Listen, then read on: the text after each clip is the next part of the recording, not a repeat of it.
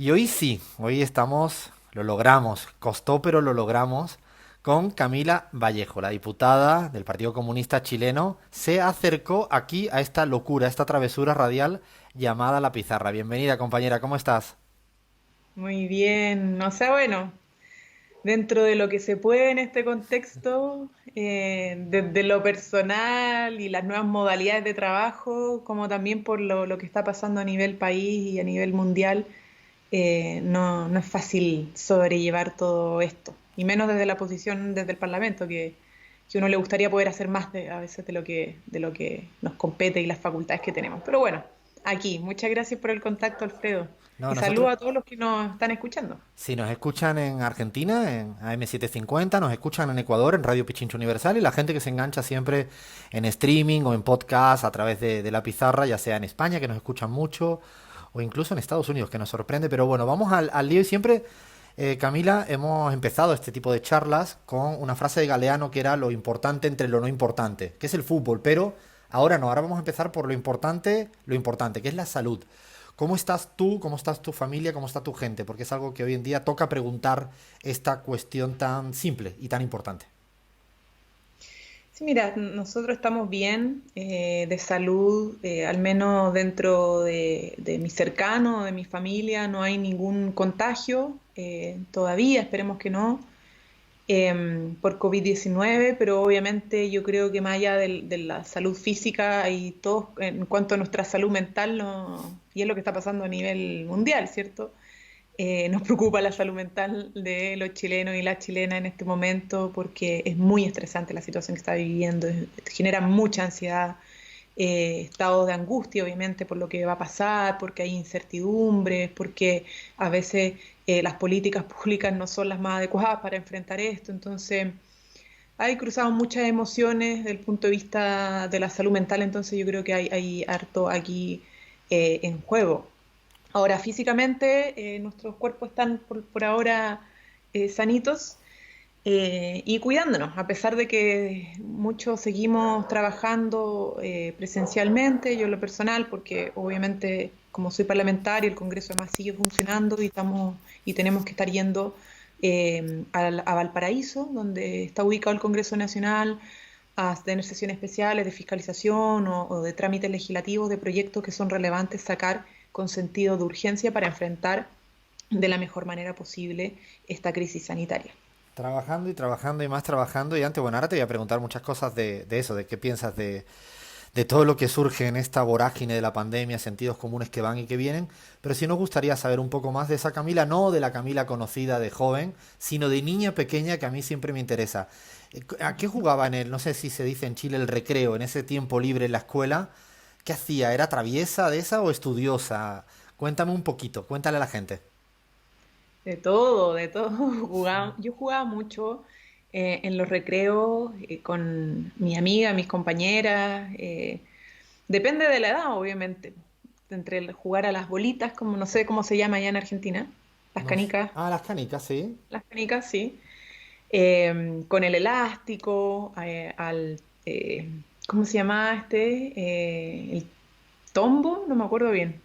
A Lo que saltar lanza. con con el elástico. No, el elástico y pasar limbo también. Bueno, juegos así que hoy día ya no se juegan tanto, la verdad, porque es más el tema del teléfono, ¿cierto?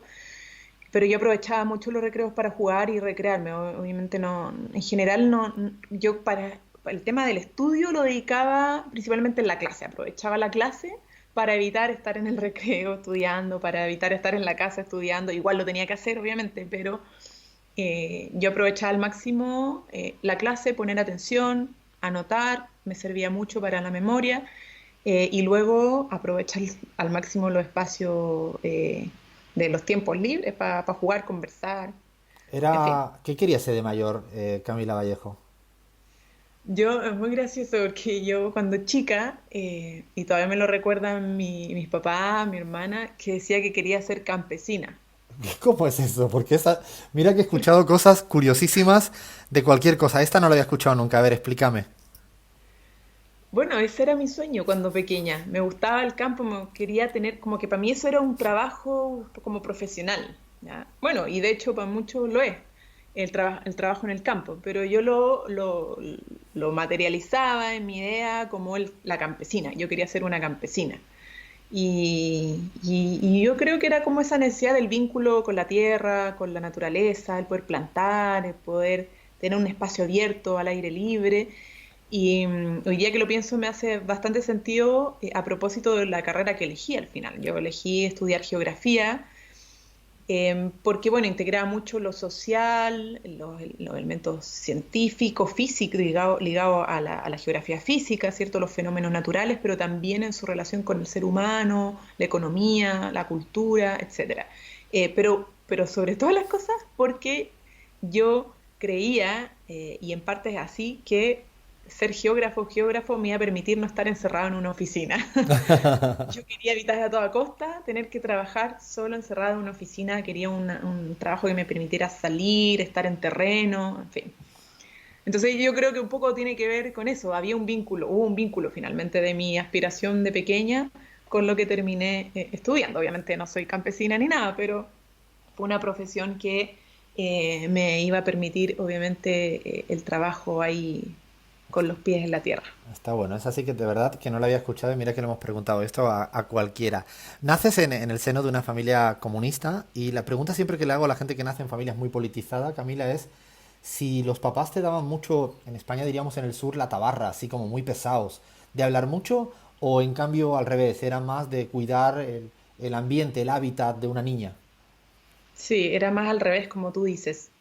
De hecho, yo no recuerdo a mis padres, mi mamá, mi papá, como sermoneándome y con un discurso político. Pero sí tengo mucho recuerdo de la transmisión de valores, de la solidaridad, de preocuparse por el resto, de también comprender que hay fenómenos sociales, que no es solo lo que nos pasa, no es una cuestión netamente individual. Y la música, obviamente la música chilena que tiene mucha carga también, valórica, política, Inti Illimani, Sol y Lluvia, Quilapayún, en fin, tantas bandas, tantos grupos que son parte de nuestra historia política cultural que en mi casa se escuchaba mucho. Y bueno, Silvio, Serrat, amo a Serrat ¿Cuál de porque le Serrat? ¿Cuál de Serrat? Que la vamos a poner. Mira, cualquiera, bendita música, me gusta mucho, me gusta esos locos bajitos. Bueno, eh, justamente esa canción es la que entra en un segmento que tenemos en el programa que se llama Cada loco con su tema, que Cada vemos loco. a... Tiene ese poco de los locos bajitos, que es hermosa la letra. Muy, es que son lindísimas, lindísimas. Obviamente, bueno, siempre digo, pero Silvio Serrat. Yo tengo un amor muy grande por Serrat porque me acompañó, igual que Silvio, me acompañó en muchos viajes con mis padres, tengo unos muy lindos recuerdos. Entonces, bueno, el tema de mi familia comunista, más que una transmisión como dogmática en lo absoluto, fue más bien valórica y de hecho yo decidí ingresar a las juventudes comunistas ya en la universidad.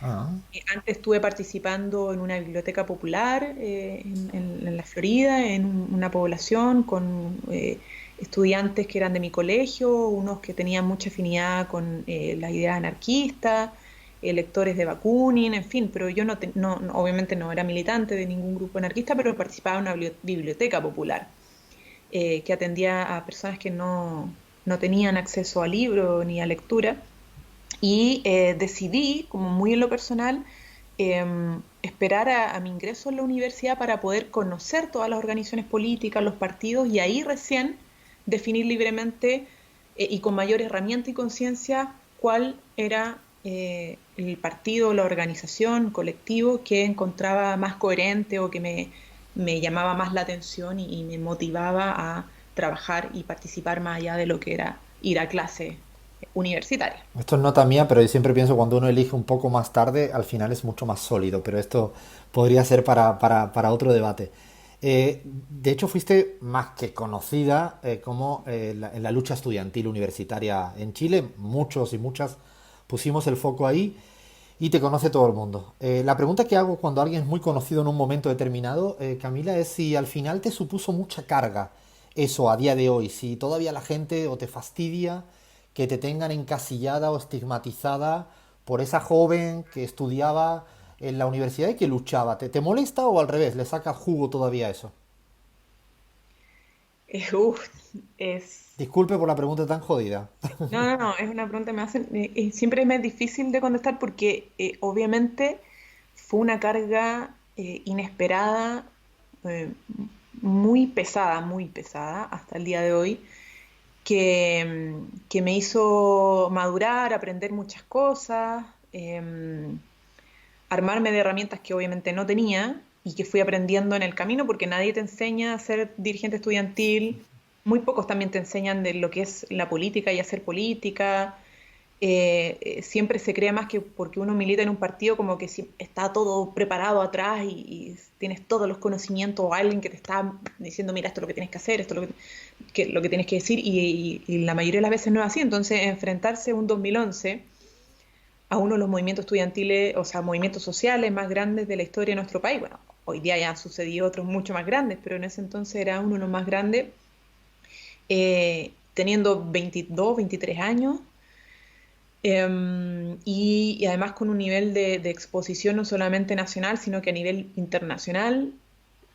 Y yo decía, "Bueno, ¿cómo voy a enfrentar esto?". Entonces tuve que ir aprendiendo el camino y tratando siempre, siempre de hacer ver que esto no es una cuestión netamente personal, que esto se debe a una o dos personas, sino que es un colectivo, porque si no, al final, ¿qué es lo que nos pasa? Y pasó de todas maneras, es que vamos lado, o te cargan mucha responsabilidad y expectativas en algo que uno sola o solo no puede cumplir. Entonces se individualiza una responsabilidad que es colectiva. Y por otro lado, los que son tus adversarios están encima y encima mío han estado desde el 2011 a la fecha y eso ha sido violencia política sostenida, sistemática y permanente. Y ya es casi costumbre para uno tener que recibir ese tipo de agresiones. Ahora ya estoy más grande y creo que lo puedo afrontar de mejor manera, aunque nunca es fácil. Pero sí, ha sido un tema complejo y a ratos uno dice, bueno, ya que estamos en esto, todos los costos que uno tiene que pasar por esta cuestión, al menos saquémosle un poco de provecho. O sea, claro, a mí me ha servido poder, el nivel de conocimiento que tengo, poder llegar a gente que otros quizás no pueden llegar, comunicar cosas que algunos otros no pueden lograr comunicar con la fuerza que se requiere, en fin. Ese tema yo tengo plena conciencia de que si es funcional a un objetivo político, obviamente hay que poder trabajarlo de la mejor manera posible. Y ahora en tu vida parlamentaria, y así ahora que no nos escucha nadie, Camila, ¿es aburridísima la vida parlamentaria o no? Es exasperante. Yo, de hecho, eh, bueno, creo que es necesario que desde el mundo social se irrumpa y se naturalice mucho más la irrupción en los parlamentos. O sea, esto de que siempre le deleguemos a como los políticos de carrera o profesionales, como se dice, la tarea política, o que creamos que solo los que representan, los que tienen plata, dinero, o que representan a los empresarios estén tomando decisiones políticas, me parece un error garrafal y por lo tanto los dirigentes estudiantiles, dirigentes de juntas de vecinos, de clubes, en fin, las organizaciones sociales tienen que tener vocación también de poder para ingresar a su espacio y no cederlo siempre a los mismos. Y tengo plena conciencia de eso, pero también tenemos aquí en Chile una situación con un sistema tan presidencialista que a rato, y sobre todo en este contexto, uno se siente muy impotente. O sea, a mí me pasa que, y yo creo que a muchos, los que estamos interesados en hacer que las cosas cambien, ¿cierto? Es que hacemos 1000 y logramos uno. O sea, es demasiado lo que hay que estar haciendo y la demanda y te piden esto y acá y allá y del distrito y de alguna organización y el país te tiene puestos los ojos encima, pero las facultades que tenemos realmente para lograr cambios son muy reducidas. Entonces, cuando la gente dice que la política es un circo, que es como un simulacro, bueno, a ratos la democracia en Chile es un simulacro de democracia. En el Parlamento uno siente que está discutiendo cuestiones, cosas que realmente no las vamos a poder garantizar nosotros, porque dependemos del poder ejecutivo, del gobierno. Y es porque o sea, Jaime Guzmán está vivo en ese sentido. O sea, Jaime Guzmán redactó una constitución sumamente bien pensada que nos limita demasiado en muchas cuestiones. Eh, es como el tema de la gratuidad en la educación. Fue una de las principales demandas para el derecho a la educación, pero no es de atribución parlamentaria. garantizar la gratuidad en la educación, es solo y exclusivamente del presidente o presidenta de la República. Ahora, por ejemplo, ¿cómo garantizar el ingreso de las familias trabajadoras en este contexto? Tampoco lo podemos hacer los parlamentarios y parlamentarias. No podemos manejar ni un porcentaje del presupuesto nacional, solo esperar lo que proponga el Ejecutivo, si estamos de acuerdo o no estamos de acuerdo. Si es una migaja, bueno, lo podríamos rechazar, pero si lo rechazamos no hay nada si es que el Ejecutivo no propone otra alternativa. Entonces, es complejo estar en el Congreso, por lo que te decía, por nuestro ordenamiento político institucional, y es algo de las cosas que tenemos que cambiar, obviamente, en un proceso constituyente. Ahora te preguntaré también por eso. Y una cosa, cuando hablo de Chile, Camila, para mí siempre es el país más parecido en cierta medida a España en términos de la sociología de la derecha, ¿no? Por las dictaduras de ambos lugares, ¿no? A Pablo se lo pregunté en su momento, a Pablo Iglesias, y te lo pregunto a ti, ¿cuánto hay todavía de pinochetismo sociológico en Chile a día de hoy? Hay, todavía hay, uno a ratos quiere creer de que ha disminuido lo suficiente como para que en momentos de crisis no reaparezca esa violencia fascistoide, pero está presente. Yo no es lo mayoritario, no supera obviamente un 50%, es mucho menos, pero hay algo de eso, y no solamente en la gente que se declara o está consciente de ser de derecha, sino en aquella gente, y sobre todo diría yo en esa gente que a veces se dice apolítica, que no le gusta esta definición de izquierda-derecha, pero en sus propuestas, en su visión de sociedad, tienden a ser, eh, eh, a avalar e incluso a aplaudir medidas de corte fascista. ¿Ya? Claro, tienen introyectados como los sentidos comunes más conservadores, ¿no? Sí, claro, y es como cuando, por ejemplo, eh, es que yo más que, no sé si hay que responsabilizar a la gente, sino que es cómo se ha construido una cultura en ese sentido, porque, por ejemplo, aquí cuando discutimos, el 2011 se instaló muy, muy fuerte en la demanda estudiantil la necesidad de que la educación fuera un derecho y no un privilegio. Pero cuando nos tocó tramitar las reformas en el gobierno, el segundo gobierno de Michelle Bachelet desde el Congreso, por ejemplo, perdón, que me piden aquí reiniciar el equipo. Cuando nos tocó tramitar el fin de la selección en los establecimientos educacionales para que no existiera esta discriminación de los colegios, de que este niño, si tiene piel más clara, entra, este no, o si los papás están divorciados o no, en fin, muchos apoderados y apoderadas se negaron a eso, lo rechazaban. ¿Por qué? Porque no querían que sus hijos e hijas se mezclaran o convivieran en el mismo establecimiento educacional que el hijo o hija de una familia, entre comillas, problemática. Eh, entonces, claro, en general los papás quieren lo mejor para su hijo, pero esa idea de qué es lo mejor estaba muy construida desde lo alejado de los niños patos malos, como se dice acá, y es más pobre, puede ser más complejo, o no sabe hablar. Entonces, el instalar la idea de que la diversidad de los estudiantes podía contribuir a un mejor proceso educativo, y con también acompañado la idea de la solidaridad, fue muy difícil de instalar. Entonces hay sentidos comunes que son más individualistas, que son más segregadores, que prefieren que metamos a la gente, los niños y niñas y adolescentes que son, entre comillas, más problemáticos porque son consumidores problemáticos de droga, porque son violentos, porque han robado, etcétera, casi que los mandemos a una isla, que poder hacernos cargo como sociedad de aquello, como la solución más fácil, ¿me entiendes? Y eso está. Y eso está todavía presente. Ahora, desde el estallido social, obviamente esto ha sido una reconfiguración de los sentidos comunes y se ha fortalecido también el sentido común más solidario, más colectivo y más de justicia social. Pero es obviamente una batalla también permanente en términos de hegemonía cultural. Sí, de hecho, el año pasado, ¿no? Y buena parte de de lo que el COVID-19 permitió, en Chile, bueno, sale a la luz el topo, ¿no? Eso que está ahí, ese magma que sufre un modelo, a mucha gente la agarra de sorpresa, a otros no tanto.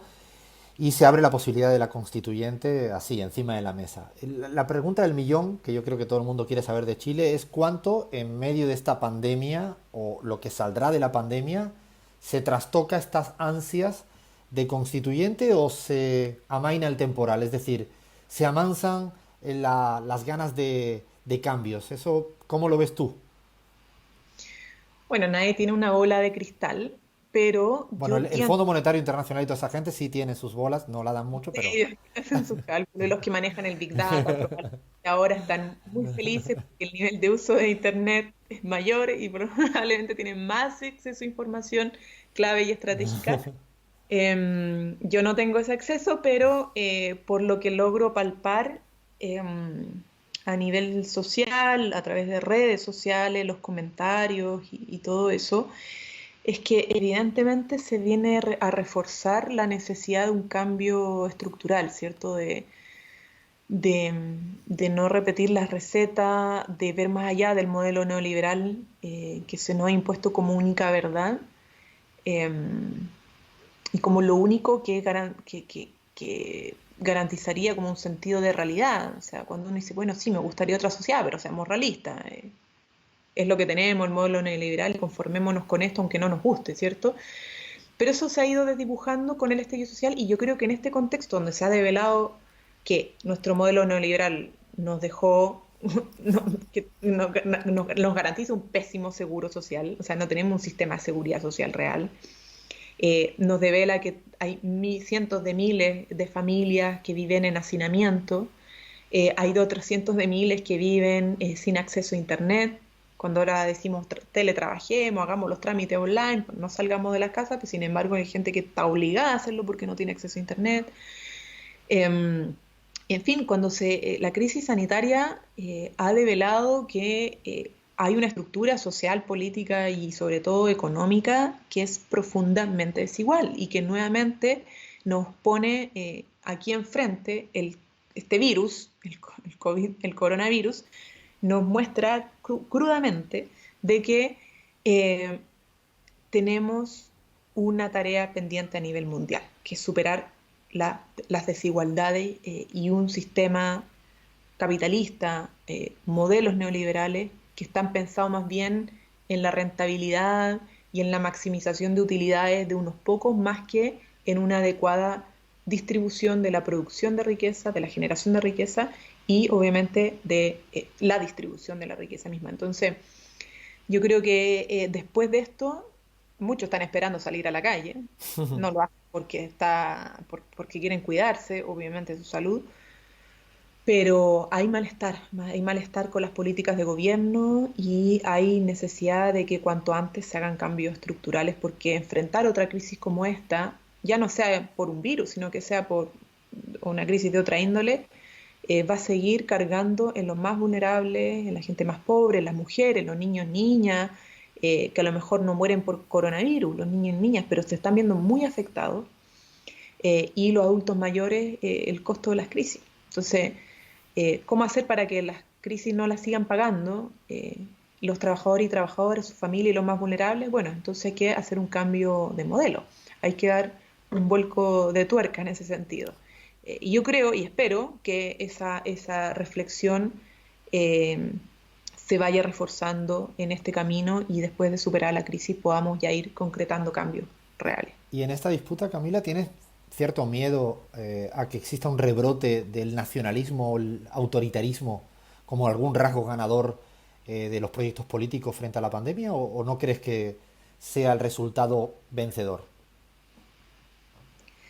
Bueno, no lo sé qué va a pasar, yo espero que así no sea y creo que de alguna otra manera ya está en disputa eso, porque, bueno, da la sensación de que muchos países, o los Estados Unidos, en parte también aquí en Chile, con esto del relajar las medidas sanitarias y de distanciamiento social, queda la sensación en la población de que aquí finalmente vamos a tener que asumir que hay gente que va a morir y tiene que morir para que la economía sobreviva. Entonces, esta es como la ley del más fuerte, eh, que está un poco escondida detrás de estos anuncios, de estas definiciones políticas, y eso es como, bueno, imponer la supremacía del salvataje a la economía y a los grandes poderes económicos, porque en Chile no es que la economía hay que salvarla simplemente a las familias, son los grandes grupos de poder los que están presionando para la reactivación económica, para seguir rentando, eh, y entonces se está imponiendo esa supremacía por sobre la salud y la vida de las personas. Porque una cosa es el discurso y otra cosa son las medidas que están adoptando. Y las medidas hablan mucho de la concepción política e ideológica que está detrás. Entonces, lo que tú dices, eh, yo creo que de alguna manera está sucediendo ahora y esas posiciones políticas se están tratando de imponer en este escenario. ¿Que hayan sido ganadores o no? Yo creo que no, pero están presentes. Sí, como tú bien dices, no tenemos todavía bolas de cristal. Te hago una pregunta solo de América Latina, aunque habría mucho que hablar, pero no sé, victorias de AMLO en México, de Alberto y Cristina en Argentina, de alguna manera cambian un poco el horizonte del progresismo en la región. Y como estamos aquí en la Argentina, en AM750, te quiero preguntar cómo has visto lo que lleva de gobierno de Alberto y Cristina para Argentina y para América Latina. ¿Qué destacarías? Bueno, a nosotros desde Chile nos sorprendió de buena manera la rapidez de la reacción que tuvo el gobierno argentino para enfrentar la crisis sanitaria, de tomar medidas preventivas, de ver una presidencia involucrada y empática con con la sensación de la gente de, bueno, ¿qué se va a hacer? Vamos a prevenir, nos van a responder, nos van a resguardar como gobierno. Yo creo que eso fue bueno porque en Chile actuamos bien tarde. O sea, la crítica que se hizo desde acá es que faltó un gobierno y un presidente más involucrado y que adoptara medidas de carácter preventivo cuando ya hace rato sabíamos que esto podía venirse y trasladarse a América Latina. Entonces yo creo que es muy valorable, independiente incluso, bueno, alguien de derecha podría no compartirlo conmigo, pero tiendo a pensar que en términos, si uno lo ve objetivamente, había una presidencia desde la Argentina mucho más alerta y más preventiva que lo que sucedió, al menos, por ejemplo, en Chile. Y ahora sí que para ya terminar, ir terminando, te hago pregunta muy corta y a ver si eres capaz de responder sin pensarlo demasiado. Y respuesta así a la primera. Esta parte es la complicada, la de las curvas. Oh, ya. Empiezo por última serie que has visto. Estaba viendo varias, pero estaba viendo Leftovers de HBO ¿Y de qué va? y ¿De qué va? Recomiéndala. es muy larga, pero de un momento a otro, mira la relación con el contexto, desaparece como el 0,2% de la población. No hay explicación científica ni de la comunidad científica ni de la comunidad religiosa. Pasan 3 años, nadie sabe cuál fue la causa y empiezan, creo yo, el drama tiene que ver con el tema de la pérdida para la población, como se hace cargo de las pérdidas, pero también de la propagación como de sectas religiosas en todas partes para explicar y hacerle frente al fenómeno. Cuestión que espero que no pase con el tema del coronavirus. Y la otra que estaba retomando, que salió, que es muy interesante, es la serie, perdón la extensión, es esta que también es de HBO, Westworld. Westworld, que es Escuché, pero no sé, no la vi todavía. ¿Recomendable? del tipo de serie que me gusta, así que la recomiendo. Y la palabra preferida chilena, porque a nosotros siempre nos divierte eso. ¿Y cuál es tu palabra preferida? Que no se entienda afuera. Que no se entienda afuera. Bueno, que siempre tenga así como sea característica chilena, no sé, como en España puede ser cualquier palabra propia, andaluza, o, no sé, pololo es una palabra de allá, o el yapo ese que decís. ¿Tienes alguna palabra que lo utilices mucho chilena? Eh, no, se me ocurren palabras interesantes, pero son garabatos, que son muy propios de acá, pero no lo voy a decir porque tampoco es que lo utilice tanto. Eh, yo As- creo que es muy característico aquí le decimos poto al trasero. Ajá, a poto se le dice. Ah, esa no la había escuchado nunca. Aunque Ah, utilizamos también mucho culo, pero está es muy bien. característico. ¿Y qué más?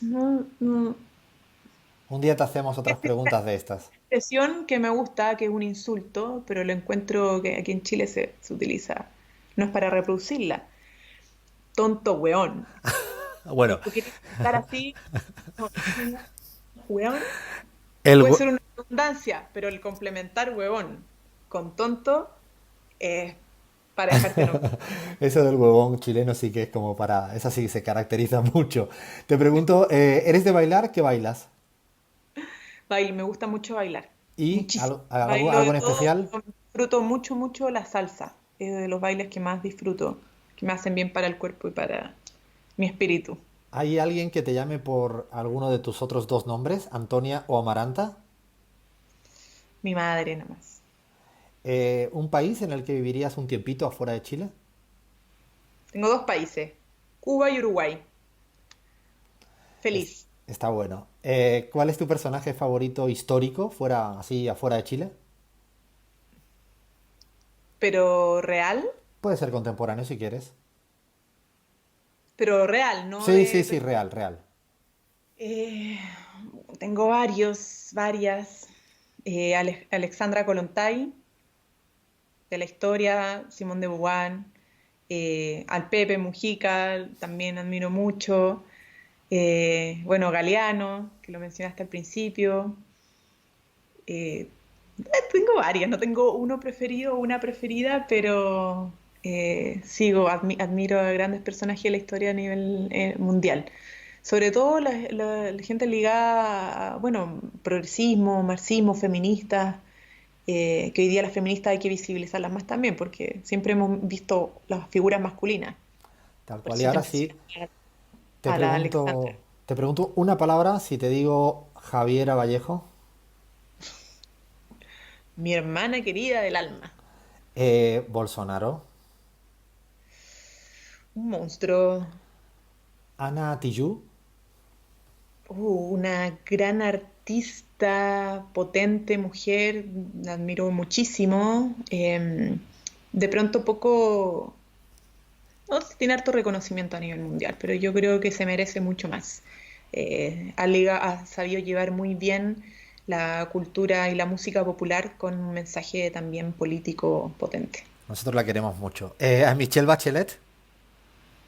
Bueno, un gran liderazgo para nuestro país y el mundo. Yo valoro muchísimo lo que ella ha logrado en toda su trayectoria de vida y lo difícil que también ha sido para ella sortear las críticas, muchas veces oportunistas, desde de los sectores más conservadores. Pero aún así se ha ganado su reconocimiento mundial. El otro, Sebastián Piñera. Mira, Los suspiros hablan, Camila. Una palabra. me avergüenzo del presidente que tenemos en nuestro país. Tu abuelo materno, Jorge Dowling. Fernando Dowling, Ah, porque Fernando, Jorge sí. más atrás. Esa era tu bisabuelo, ¿no? Sí, sí, bisabuelo. Mi abuelo entonces, Fernando Dowling, Sí.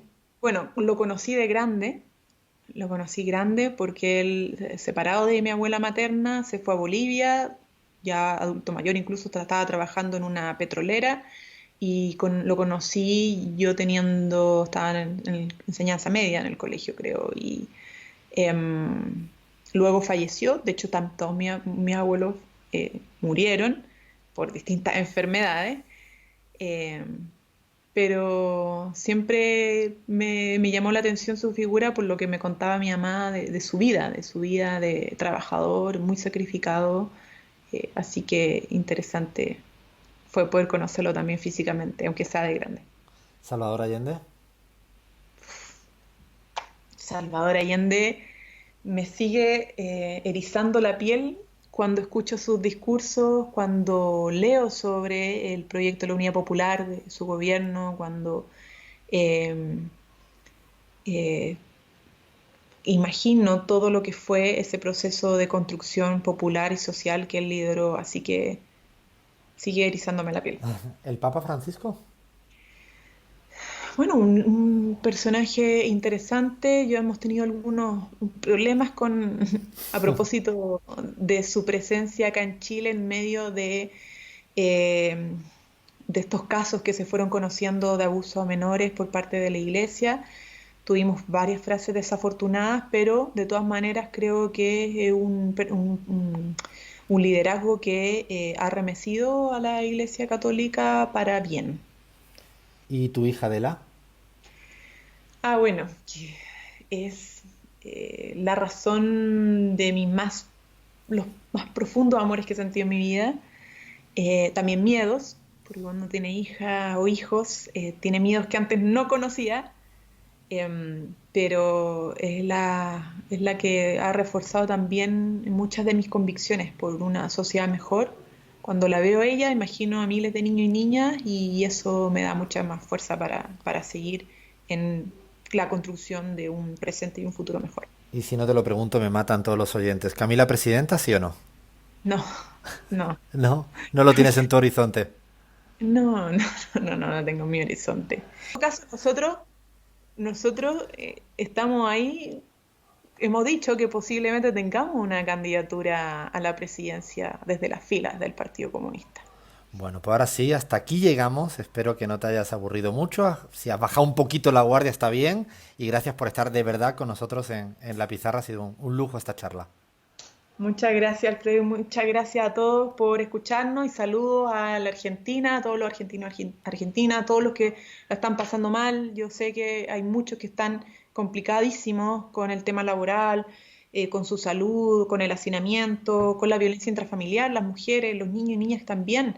Lamentablemente, pongamos mucha atención, apoyémonos, cuidémonos, seamos solidarios, aunque no podamos físicamente conectarnos, pero sí a través de estos canales podemos hacer también mucho. Así que mi afecto, mi saludo y todo, bueno, mi apoyo a quienes lo están pasando mal y también hacer el llamado a eso, a reforzar las redes comunitarias, las redes de apoyo, porque al final eso es lo que nos va a permitir sobrellevar esto de mejor manera. Sobre todo cuando aquí, por ejemplo, tenemos gobiernos más eh, indolentes. Bueno, pues mil gracias por estar con nosotros, Camila Vallejo, en La Pizarra. Gracias y un abrazo fuerte.